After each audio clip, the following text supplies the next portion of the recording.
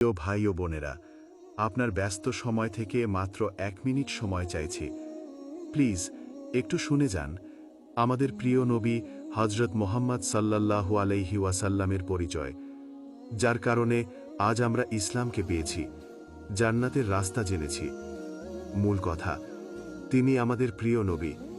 তিনি সেই মানুষ যাকে আল্লাহ রাহমাতুল্লিল আলামিন বানিয়ে পাঠিয়েছেন। তিনি নিজে কখনো আরামে জীবন কাটাননি। পাথর ছোড়া হয়েছে তার গায়ে, তাও উম্মতের জন্য বদদুয়া করেননি।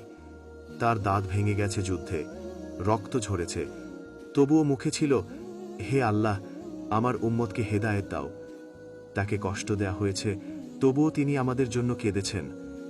রাতে নামাজের সময় তিনি আল্লাহর দরবারে শুধু একটাই কথা বলতেন, উম্মতি, আমার উম্মত, আমি তাদের নিয়ে চিন্তিত।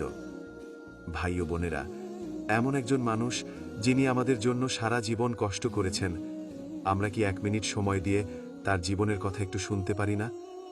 আসুন আমরা তার জীবনকে জানি, তাকে ভালোবাসি, তার দেখানো পথে চলি।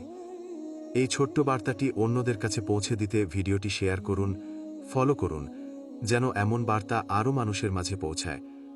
কমেন্ট করুন আপনি কতটা ভালোবাসেন আমাদের এই মহান নবীজিকে।